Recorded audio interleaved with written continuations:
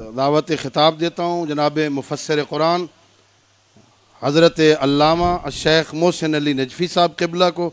وہ تشریف لائیں گے اور اپنے خیالات کا اظہار فرمائیں گے. مفسر قرآن حجت الاسلام والمسلمین حضرت علامہ شیخ محسن علی نجفی صاحب مل کے بآواز بلند صلوات اللہم صلی علی محمد وآل محمد وعجل فرج.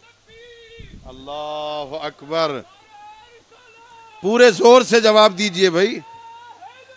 یا علی زندہ آباد زندہ آباد مرد آباد مرد آباد.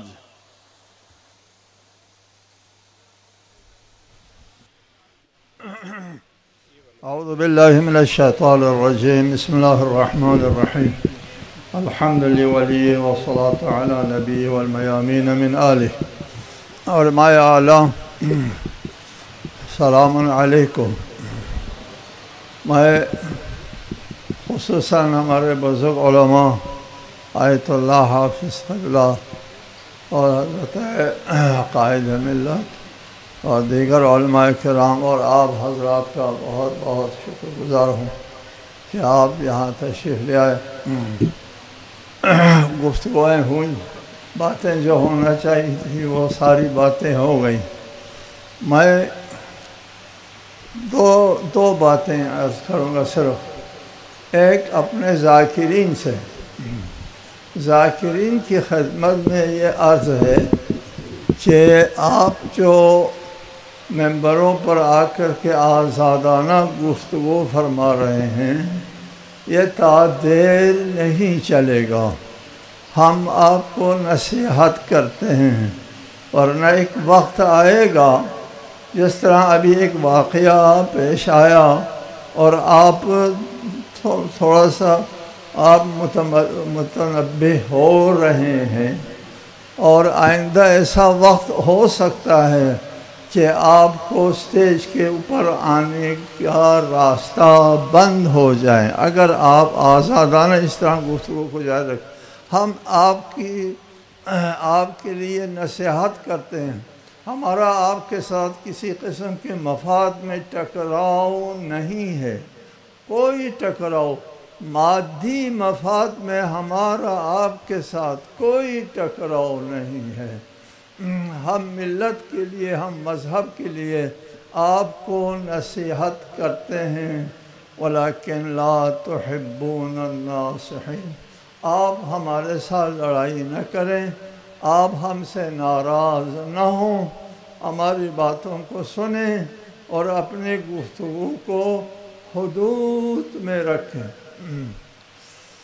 دوسری بات، جو واقعہ اس وقت پیش آیا جس کی وجہ سے ملک میں آگ لگ گئی ہے، اس آدمی پر ہم نے پابندی لگوائی تھی.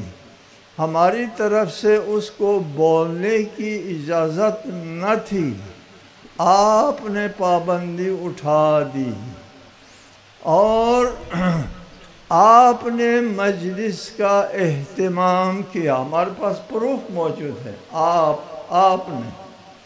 آپ نے مجلس کا خصوصی طور پر اہتمام کیا، پابندی اٹھوائی اور مجلس کا اہتمام بھی آپ نے کیا اور اس کے لیے ماتمی دستے لاہور سے بلائے، لاکھوں روپیہ خرچ کر کے مکمل اہتمام کے ساتھ یہ تقریر کرائی اور پھر اس کے بعد اس کے ہاتھ میں پاسپورٹ تھمایا، جاؤ تمہارا یہ آخری تقریر ہے.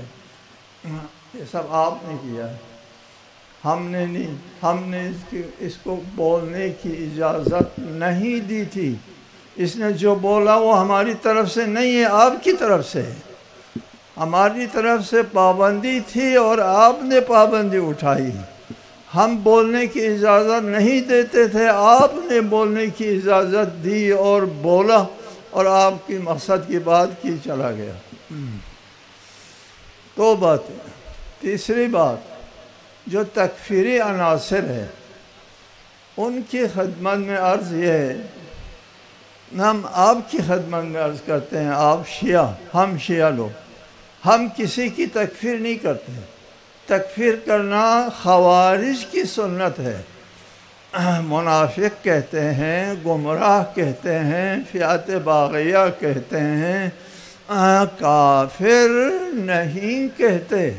ہم کسی کو کافر نہیں کہتے۔ حدیث ہے، آپ کے ہاں بھی حدیث ہے، ہمارے ہاں بھی حدیث ہے، صحیح بخاری میں حدیث ہے، صحیح مسلم میں حدیث ہے، اصول کافی میں حدیث ہے، ایما امرئن قال لأخیہ یا کافر فباء بہ احدہما، یہ الفاظ تقریباً ایک جیسے ہے اصول کافی اور صحیحین میں۔ اگر کسی نے کسی کو کافر کہا، اگر وہ واقعاً کافر ہے تو کافر ہے، اس کے کہنے سے کو کافر نہیں ہوتا۔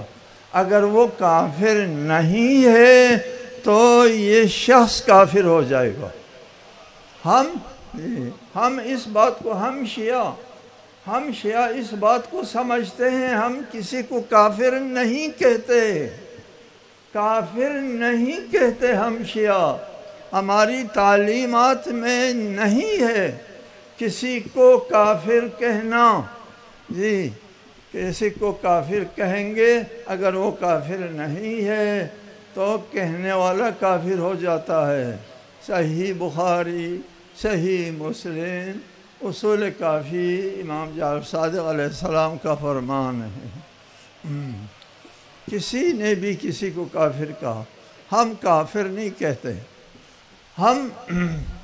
ہم آپ سے ایک دعویٰ نہیں ہے، یا سبحان اللہ، ہم یہ بات تھوڑا سا جھجک کے ساتھ کرتا ہوں، ہم ہر کسی سے بہتر مسلمان ہیں، ہمارا نظریہ توحید بہترین نظریہ توحید ہے، ہم ذات و صفات میں تعدد کے قائل نہیں ہیں، ہم قرآن کو رسول اللہ کا معجزہ سمجھتے ہیں، معجزہ قابل ترمیم و تنسیخ نہیں ہے، قرآن میں کوئی تحریف نہیں ہے، ہم عقائد میں انسان کو خود مختار سمجھتے ہیں، مجبور نہیں سمجھتے۔ ہمارے ہاں حدیث ہے، جو لوگ انسان کو مجبور سمجھتے ہیں ان کو زکوٰۃ نہ دو، ان کی گواہی قبول نہ کرو۔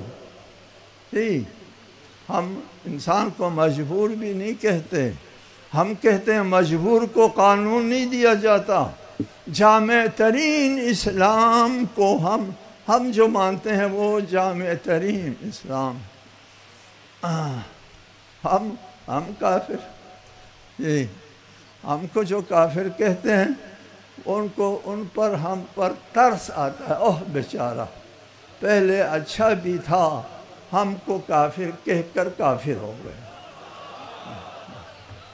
سبحان اللہ، آپ کسی کو کافر نہیں کہتے، شیعہ کسی کو کافر نہیں کہتے۔ جی، ہم بہترین اسلام کے قائل ہیں، ہم ایک اسلامی اخلاق کے قائل ہیں، ہم کسی کو کافر نہیں کہتے۔ بات لمبی نہ ہو جائے، معذرت چاہتا ہوں۔ اللہ تعالیٰ آپ سب کو اپنے حفظ و امان میں رکھیں۔ آپ نے زحمت کی اور مختصر سے مدت میں آپ یہاں تشریف لے آئے، اس کا اجر اللہ تعالیٰ آپ کو دے گا۔ السلام علیکم ورحمۃ اللہ وبرکاتہ۔